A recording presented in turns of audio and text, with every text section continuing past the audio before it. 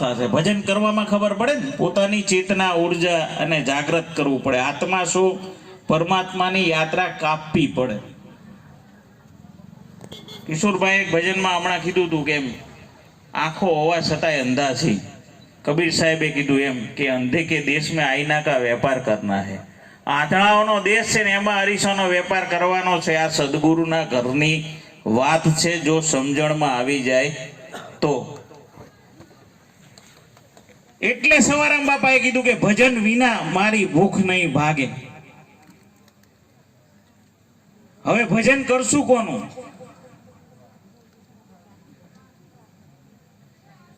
મેલી માનું કરશો, ચામુંડમાનું કરશો, કાળકા માનું કરશો, રામદેવ પીરનું કરશો, જુદલ પીરનું કરશો, સવૈયાનાથનું કરશો, ભજન કરશો કોનું? ભજન નિજનું કરવાનું છે, પોતાનું કરવાનું છે, સ્વનું કરવાનું છે। મહાપુરુષોએ સ્વના જ ભજનની વાત કરી, પણ સમજણ નથી, કારણ કે કોઈક સમજાવવા વાળો એવો માલવી સદગુરુ નથી। અને એવો સદગુરુ મળી જાય તો ખબર પડે। ભવાનીદાસ મહાત્માને જોધલપીર બાપા મળ્યા ત્યારે એણે કીધું કે શબ્દ વિનાની મને શાન બતાવી, વાણી વિના કરી વાત। ભવાની દાસને સદગુરુ જોધલ મળ્યા, પાડી બીબા વગરની ભાત। અને કોઈ કે પાડી બીબે બીજી ભાત, તો બે વસ્તુ સત્ય। હવે શબ્દ તો બધા કહે છે કે નામ નામ નામ, તો નામ તો છે જ, તો શબ્દ વિનાની શાન કેવી રીતે થઈ? નામ હોવા છતાં નામનું ભજન કરતા કરતા કરતા કરતા એક ભૂમિકા એવી આવે છે કે જ્યાં અનામ અવસ્થા આવી જાય છે, નામ રહેતું નથી। આ દેહમાં ગુણ હોવા છતાં નિર્ગુણ અવસ્થામાં જવાનું છે। આ દેહ વિનાશી હોવા છતાં આપણે અવિનાશીમાં ભળવાનું છે। એ યાત્રા માટે, એ યાત્રા કાપવા માટે કોઈ હરિગુરુ સંત મળી જાય તો તમને તમારા સ્વરૂપની પીછાણ કરી દે।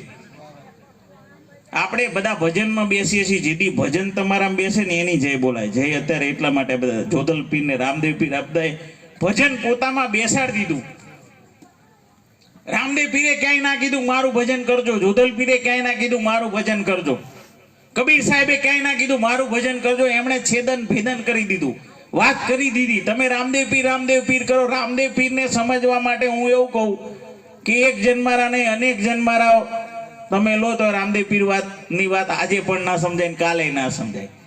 કારણ કે આ બધી વાતો સંતોની છે, વાત અટપટી, ઝટપટ સમજાય નહીં। જો ઝટપટ સમજાય તો બધી ખટપટ મટી। કેમ? રામદેવ પીરની જો સાખી કહેતા હોય, રામદેવ પીરનો પાઠ કરતા હોય તો રામદેવ પીરે એક જ સાખી કીધી। અને આપ બધા કલાકાર શ્રીઓ ગાતા હશો કે કળશમાં કળા બિરાજે, નેજામાં બિરાજે નૂર। આ દેહ રૂપી દેવળમાં બાબો રામદેવ છે હાજરા હજુર। આ શ્વાસ અને ઉશ્વાસમાં જ પડ્યો। લો તમારી તાકાત હોય તો હોદી લો। હવે કળશ કોને કહેવાય? પહેલા તો કળશ એટલે આપણે આ તાંબાનો મૂકીએ છીએ। કળા કોને કહેવાય? નેજો કોને કહેવાય? નૂર કોને કહેવાય? આ દેહ રૂપી દેવળમાં નામ રૂપી નેજો ફરકી રહ્યો છે, એટલે કીધું કળશમાં કળા બિરાજે, નેજામાં બિરાજે નૂર। આ દેવળમાં એક દેવ બિરાજે। આ દેહ રૂપી દેવળમાં એક દેવ છે, બાબો રામદેવ છે હાજરા હજુર। જેને જેવી ગમ પડી એવી વાત કરી।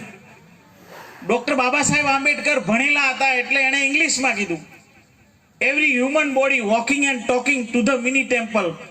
પ્રત્યેક માનવ હૃદયમાં બોલતું ચાલતું મંદિર છે અને બોલવા વાળો દેવ છે।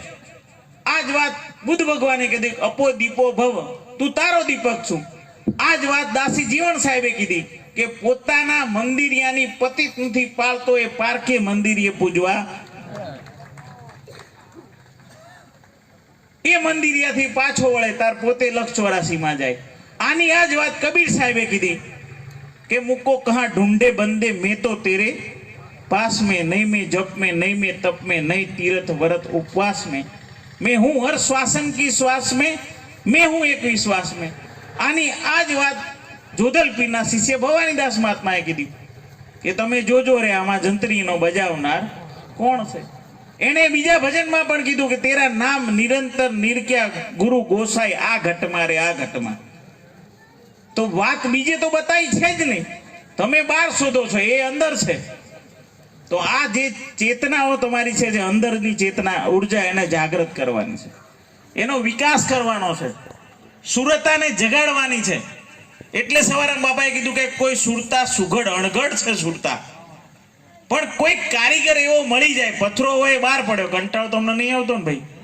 હા, નકા આ વાઇન્ડ અપ કરતા વાર નહીં, અને આ ચાલુ થતા વાર નહીં. હમણાં કિશોરભાઈને કીધું આ દોરી લગી નિશાન છે, સોહમ અજંપા જાપ છે, ખુલ ગયા બ્રહ્મ કપાટ, એક સદગુરુ જોધલ પીર કે પ્રતાપ છે. આ બધી વસ્તુ એવી છે. હવે વાત ચાલતી હતી ભજનની, તો અહીં સવારામ બાપાએ અણઘડ સુરતા છે સુઘડ કરવાની છે. કેવી રીતે થાય? પથ્થરો પડ્યો છે બહાર, પણ કોઈ કારીગર મળી જાય, પથ્થરને લાવે, એની પર પગ મૂકે, ટોચણા મારે. આપણે ક્યાં ફેલ થઈ જઈએ છીએ એ પણ તમને કહી દઉં, કારણ કે અત્યારે આવે પછી આવીશ કે નહીં એનું નક્કી નહીં. મારી કડક ભાષા તમે બોલાવશો કે નહીં બોલાવો એનું નક્કી નહીં, અને ના બોલાવો તો કાંઈ વાંધો નહીં, ઘરે બરોબર છે. પણ સત્ય કેવા આવ્યા છે, આપ સ્વીકારો તો ઠીક, ના સ્વીકારો તો પણ ઠીક. પથ્થરો લાવે, પથ્થર ઉપર કારીગર પગ મૂકે, ટોચણા મારે, બરોબરના ટોચણા સહન કરે. જ્યાં પથ્થર ઉપર એક ઘા જોરથી વાગે ને ચીરાઈ જાય, ત્યાં એ મૂર્તિ બને નહીં. પણ મૂર્તિ કઈ બને કે જે એના ટોચણા કમ્પ્લીટલી સહન કરીને કારીગરનું સાનિધ્ય સ્વીકાર લે, એ સાહેબ મંદિરમાં પૂજવા લાયક બને. એવી જ વસ્તુ આ અણઘડ સુરતા છે. બહારના ભોગ વિલાસમાં જો તમે લગાવી દો, એને બંધ કરીને અંદર જે ચાલી રહ્યો છે એમાં જો તમે તમારી સુરતાને સુઘડ કરી દો, તો સવારામ બાપાએ કીધું એવું થાય કે કોઈ સુરતા સુઘડ સમેતે તો ઘટમાં સાહેબ પેટે. પડ્યું છે ત્યાં ગોતે નહીં, ગોતે છેટે છેટે. આ તારી નજર ન રાખે નેઠે. આ નેઠે તો નજર છે નહીં સાહેબ. અને માફ કરજો, તમારા આટલી 4 ઇંચનું બીડીનું ઠૂઠું ન છૂટે ને તમારે ભક્તિ કરવાની ગુરુ ગમની વાત કરો, મેળ ના આવે સાહેબ. નશા કયા કરવાના છે? કયા કરવાના? ગુરુગમ ગાંજા પીવો ને પ્યાસી નશા ચડે, નિજ નામ તણિયા તમે કરો એ નશા ચડે તો ચડે ને ઉતરે, સદગુરુ નશા કોઈ દી ઉતરે નહીં. અમે એ નશામાં જીવા વાળા માણસ છે. સદગુરુ બધાય શાન તો આલી દે, બધાય માથે ગુરુ તો હોય જ, પણ શાનનો નશો હોવો જરૂરી.